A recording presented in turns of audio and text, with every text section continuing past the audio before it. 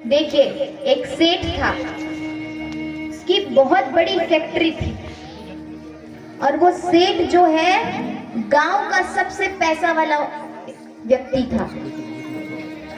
तो वो गांव के लोगों का हमेशा मदद करता था।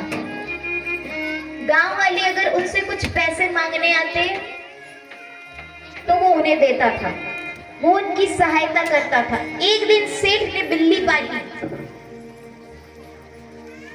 और जब बिल्ली पाली और जब बिल्ली की मृत्यु हो गई ना, पूरा गांव वहां पर आया था। लेकिन जब सेठ की मृत्यु हो गई तो कोई नहीं आया। कहने का अर्थ ये है, जब तक उनका स्वार्थ था कि हाँ वो हमें पैसा दे रहा है, तब तक कि हम उनसे जुड़े हुए थे। जैसे ही पैसे खत्म, स्वार्थ भी खत्म, रिश्ता भी खत्म। सोचिए, आज का समय बहुत पहले से लिख दिया गया है। कहते हैं कि होगा मसीहा सामने तेरे, फिर भी तू न बच पाएगा। होगा मसीहा सामने तेरे, फिर भी तू न बच पाएगा। कि तेरा अपना खून ही आखिर तुझको आग लगाएगा। आसमान में उड़ने वाले मिट्टी में मिल जाएगा।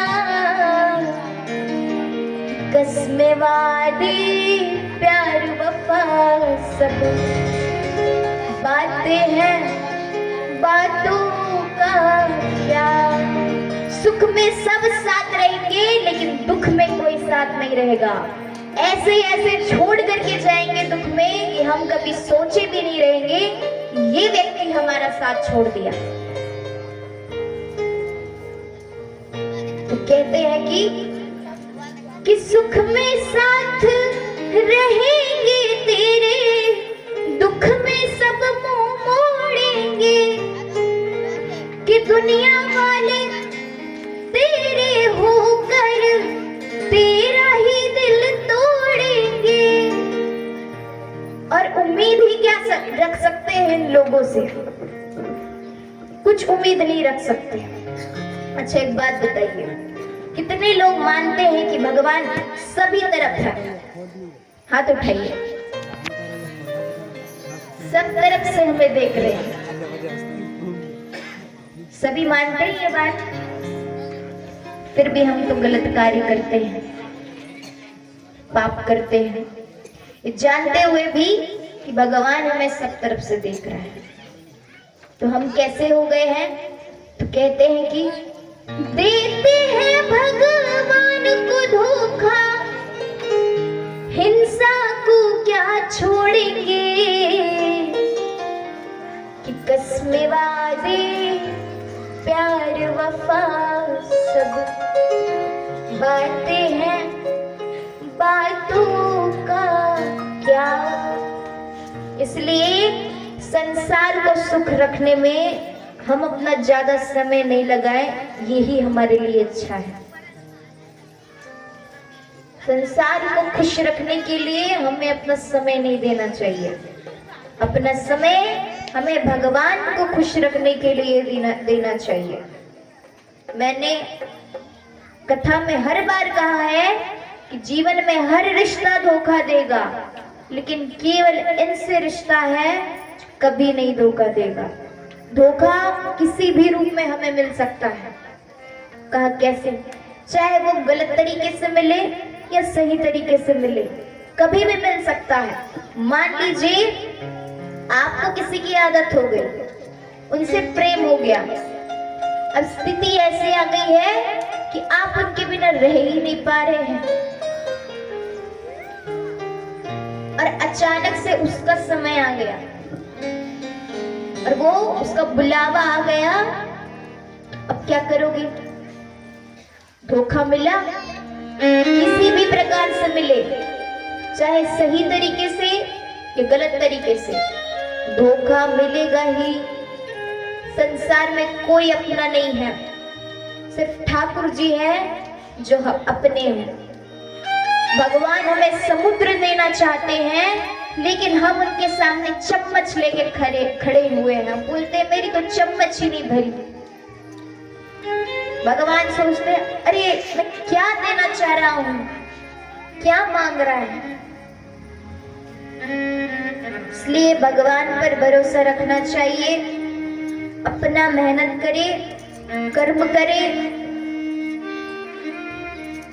और ये भी बात है, भक्ति से सुख या दुख का कोई लेना देना नहीं है। सुख दुख हमें अपने कर्म से मिलता है। कई लोग होते हैं, जैसे कि कोई पुजारी है, वो बड़ा पूजा पाठ करता है, बहुत पूजा पाठ करता है, फिर भी दुखी रहता है। पड़ोसिया बोलते अरे ये तो बहुत पूजा पाठ करता है, फिर भी इतना दुखी रहता है। तो ऐसा नहीं है। भक्ति से सुख या दुख का कोई लेना देना नहीं है। सुख या दुख हमें अपने कर्म के अनुसार मिलते हैं, बल्कि भक्ति जो है हमें उस दुख से लड़ने का शक्ति देता है। भगवान हमें सही मार्ग दिखाते हैं। जैसा कर्म करेंगे वैसा फल मिलेगा। देखिए, एक बार एक 30 साल का व्यक्ति था। 30 साल का व्यक्ति था, प्रतिदिन भगवान के मंदिर जाया करता था और भगवान से कहता था प्रभु मेरी लॉटरी लगा दो। बताइए किनको किनको लॉटरी लगवाना है, हाथ उठाइए।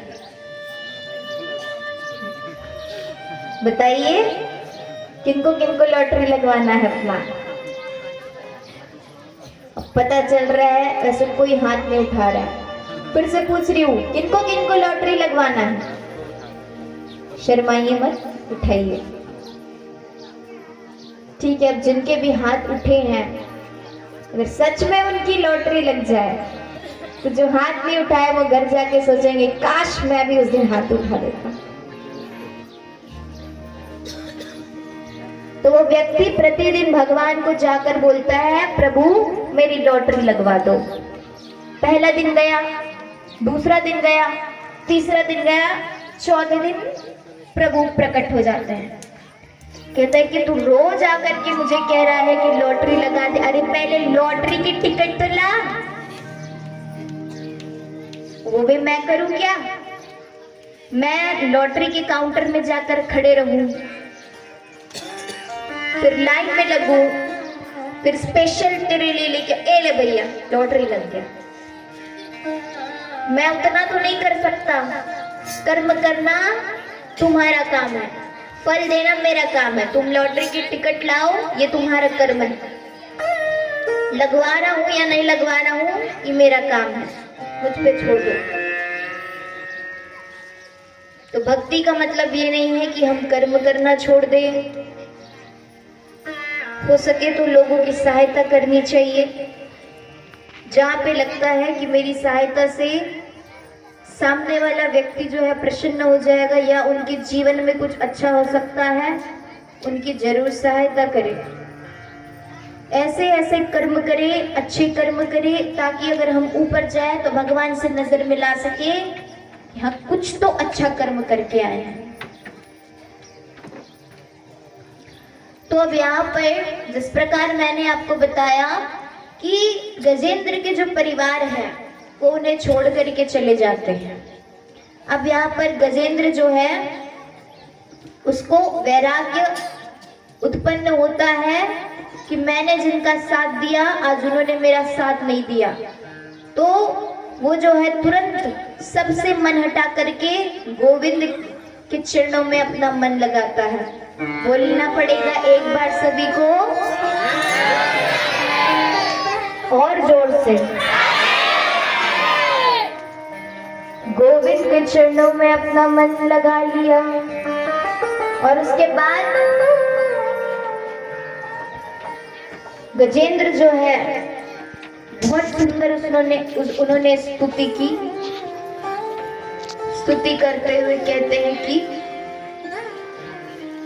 ओम नमो भगवते तस्मै यच्चिदात्मकं पुरुषाय दिव्यबीजाय परेशाय धीमहि।